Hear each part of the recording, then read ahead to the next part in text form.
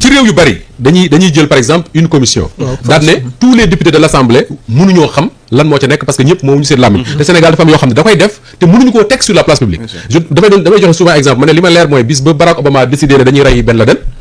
budget bañ ko mobiliser jox ko les forces armées américaines mobiliser ay jeunes américains ñu dem def l'opération ñëwaat mais kooku mënoo ko annoncé ci rajo yi waaw te doo ko budgétiser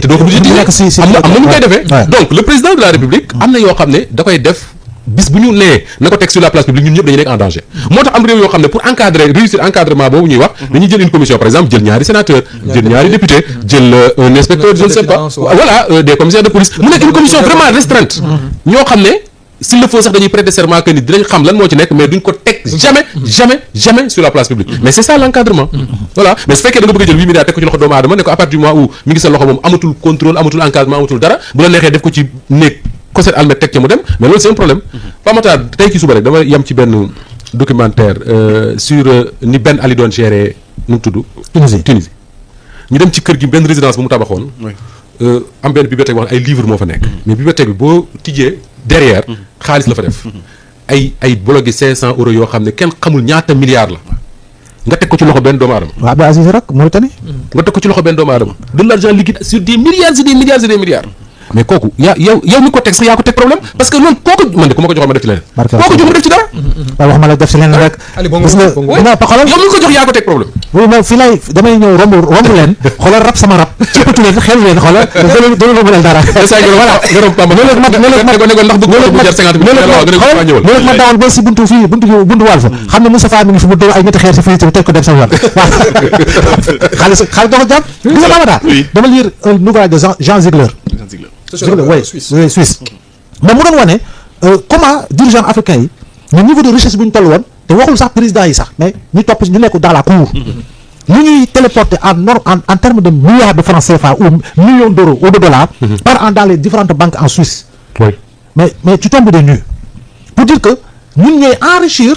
yaa ngi dégg tubaab yi si seen modèle bu ñu tabax pour mën seen liggéey ñoom xaalis mais donc ñun parce que xaalis ba nga fay de ñoom ci lañuy liggéey donc ñun aussi un modèle de développement mu ngi commencé si li nga xam ne mooy li ñu bokk ñu ñëpp ñu contrôler ko encadrer ko tàmbale ko si par exemple ba si ko suufee nga xam ne c'est un assujetti bi nga xam ne war na def déclaration de patrimoine am aujourd'hui tu penses que tey non di dans ce pays là bon nit ni ñu ko falee rek bon ok ku ñu fal nag sa niveau de vie a changé normal dina gën a xees waaw si Ibrahima mi ngi nii xam nga dafa jékki saa gën a jàpp teen leex yi ñëw yaa ngi dóor mais loolu Abdoulaye dañ ko normaliser ici en Afrique mais ailleurs c'est en fait c'est le contraire buñ la responsable da ngay ko normaliser noonu parce que xëy na di nga non mais parce que ñun dañuy nguuru voilà et puis xam nga Pamatar xam nga boo doon root si robinet bi yaa ngi jënd eau minérale quoi xam nga comme biir bi dina xaw a wàññeeku gonflement yi xam nga yenn ballonnement yi bëriwul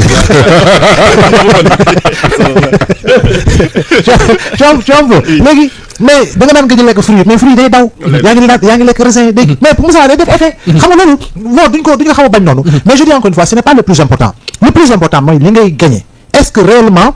li lépp buñ ko toppee jaar na yoon. mais Abdoulaye la différence mooy c'est vrai je suis d'accord ak yow tey boo yoree yenn pouvoir yi ñu assurer sa sécurité gisatoo naaj oto bi ngay dugg dañ ko climatiser kër gi dañ koy climatiser bureau bi dañ koy climatiser ngay lekk loo xam ne daawoo ko lekk di faju boo xam ne daawoo ko faju c'est normal mu feeñ ci der mais la différence Barack Obama am na loolu de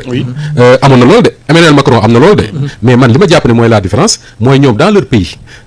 nekk président de la République dañ ko considérer comme une mission comme une charge boo xam ne dafa dis tellement que sa xel du dal tout le temps yaa ngi lijjanti ay problèmes yu kéemaane tous les jours mais ñun suñu nguur yi je parle pas du Sénégal je parle de voilà en général de façon générale ñun suñu nguur dañoo jàpp ne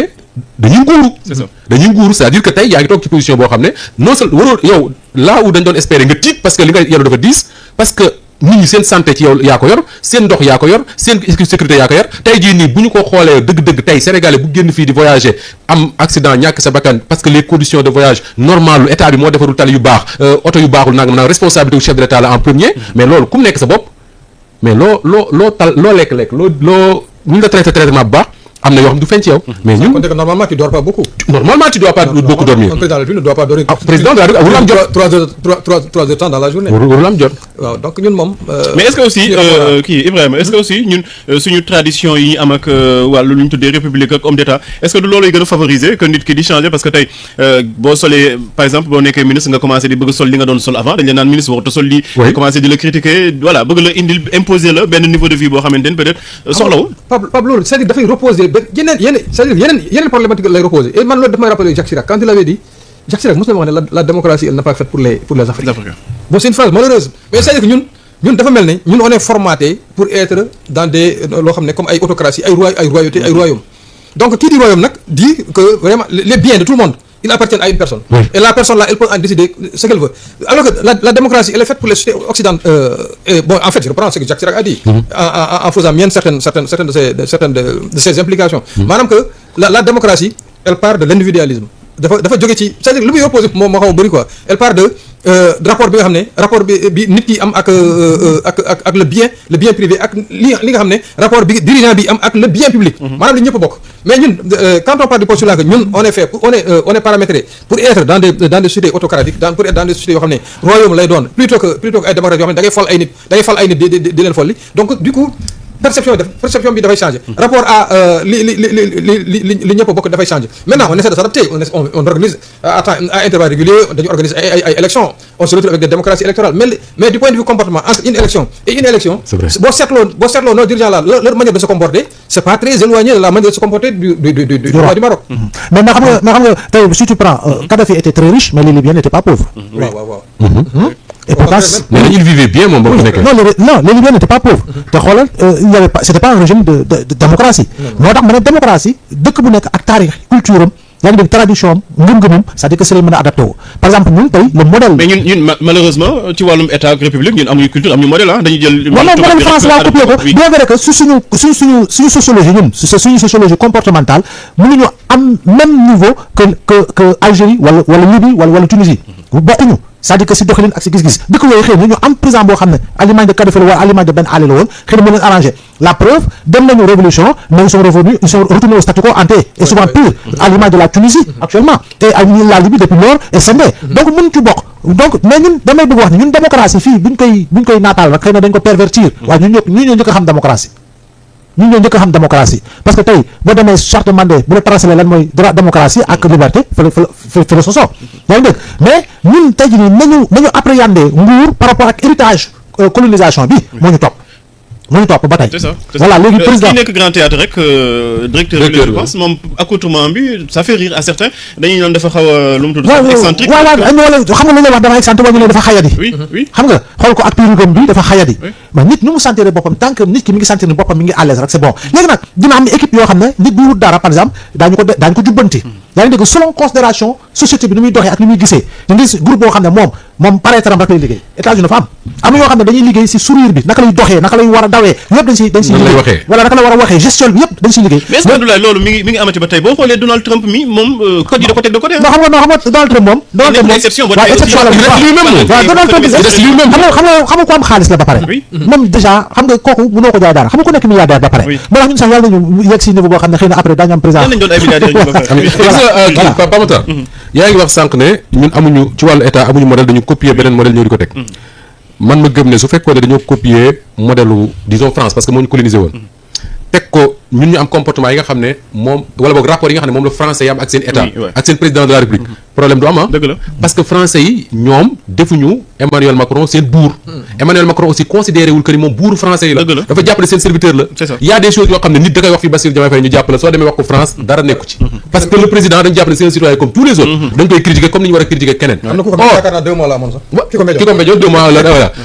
or yàlla bu kenn doj président Sénégal or ñun boo ñëwee suñu réew Pa Makhtar dafa am benn classe politique wala une élite boo xam ne dañoo utiliser la démocratie pour defee ko ñoom ni mu leen arrangé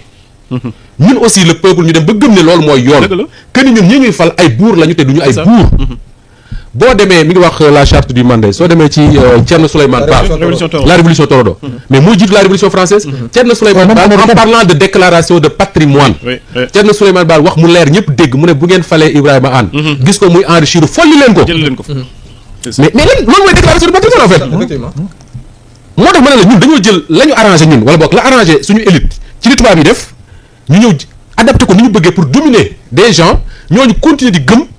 que ni état nii la war a doxee. tey Pape Matar am na loo xam ne da nga ci état ñu ne yow ñuy kii du homme d'état. dëgg la ay homme d'état dafa am mais li ñu tuddee homme d'état ñun ay tappale la. c'est ça. tey c'est Nafi Ngom Keïta qui disait que ni secret d'état n'est pas secret contre l'état. ñun dañuy def des choses contre l'état contre le Sénégal contre le peuple sénégalais ba pare ne c'est des secrets d'état kenn waru ko teg ci suuf. or bu la américain bi wala français bi ne secret d'état mooy li nga xam ne dañ koy def pour protéger les citoyens américains wala français te kenn mënu ko teg ci mbedd. effectivement. il faut faire attention avec ça. déclaration de patrimoine bi ñun du tubaab bi jàngaluñu ko. Thierno Souleymane Baal moo ko bind. su ma amoon kii sax seet ko sama téléphone yëpp génnewaat ko. mu bind clairement ne bu ngeen dee tànn leen ki nga xam ne dañu jàpp ne moo gën ci yéen. bu leen ko tànn teg ko ci xeet bu mu bokk wala ci njaboot gu mu bokk wala ci et cetera et cetera. su ngeen ko tànnee ba pare gis ko muy enrichir. folli leen ko. am na sax leen lu mu ca teg su bañee am na jëflante la ak moom. mais loolu ñun bu ñu ko tegaatoon suñu réew yi adapté ko et je crois que la nouvelle constitution am na lu ci waa Pastef wax dañ ko war a inspiré ci li nga xam ne moom la suñu ay valeurs yu demee noonu mais loolu mooy suñu ay valeurs ñun mais lii suñu classe politique lii suñu élite bii gën loo mooy li ñu jàng ci tubaab rek ñëw di ko utiliser contre ñun. Anne tey jii ci colloque yenn yi sax boo ko solee doo dugg palais de la République wala sax assemblée nationale parce que dañ leen naan fii institution la ak yu ni mel est-ce que quand même suñu rapport ak état ak république comme ni ñu koy tuddee du rapport yi nga xamante ni moom la fi colon yi bàyyi woon moom la ñu continuer di perpétuer. En fait dafa mel ne constitution bi bon maa ngi daan constitution institution bi ak li nga xam ne moom mooy rapport bi citoyen bi am ak les institutions daa am loo xam ne dañ ko ci copier ci tubaab yi mais c'est-à-dire ci copier bi la manière de copier on a copié dafa mel ne les gens non élites là ils ont copié ce qui les arrange. dañoo juste copier ce qui les arrange pourquoi aujourd'hui ñu ne la par exemple am na yenn colin yoo xam ne boo ko solee bon j'imagine que am na ay yére yoo xam ne njaxas ak affaire yooyu bon peut-être que tey jii boo ko soloon bëgg a dugg au niveau du palais peut-être amaana dinañ la xoolaat ba léegi mais am na ay temps boo solee jean doo fa dugg. Mamadou Diop Decroix sol na chemise Mandela mooy chemise wax yooyu noonu su col Mao à l'Assemblée nationale mais ñu génne ko alors qu'il était député bu nekkoon hémicycle ñu génne ko te boo solee costume cravate dugg waaw boo solee bras de chemise takk cravate dugg boo takkee nœud papillon dugg boo solee sa super sang dugg donc est-ce que là est-ce qu'on fait la promotion c'est un réel problème tey jii costume bi bu solee lu mu da ngay dugg tey nga sol sa caay wala nga sol sa yëre wolof ñu ne waaw jàpput ñu ne sa faru te normalement kooku sax lañu war a kooku da nga war a sax laal tapis rouge parce que kooku dafa am loo xam ne lu muy incarné sax yaa ngi doon wax caay bi daal boobu dëll voilà caay waaw le directeur de grand théâtre là dafa am benn authenticité boo xam ne da koy dégager mais pour beaucoup de gens yoo xam ne beaucoup de gens des Sénégalais comme lui dafa am leneen dafa am ay lunettes yu ñu koy xoolee des lunettes très réductrices alors que bu fekkee ne par exemple moom il est comme tout le monde costume cravate nangam bien sûr il rentre dans le modèle wala di door ay peew waaw non de toute façon man de jàpp naa ne nit ci boppam fu muy dem ak endroit bu mënti doon moom mooy xool li correct pour dem foofu mu sol ko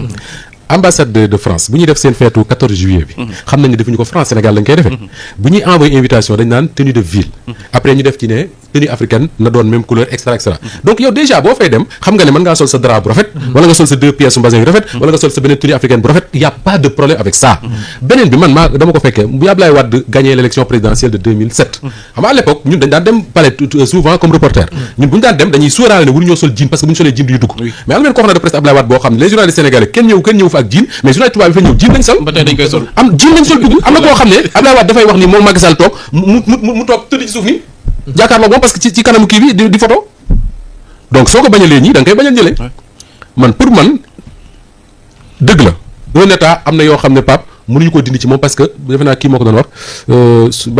Babacar Justin Ndiaye nga ne état ay secret la effectivement état li ko may doole mooy léppam tegu ko jëlu ko teg ko ci mbedd mi mais il faut que état boobu pamata nuroo ak ñun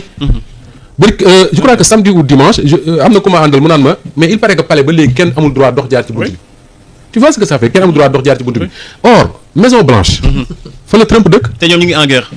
mais Trump kay moom voilà pourtant les gens waxuma photo mais dañuy ñëw ba foofu manifester chaque jour xam nga contexte mais jardin Maison Blanche sax dañ koy ubbi jardin Maison Blanche dañ koy ubbi ñun dañ fay dugg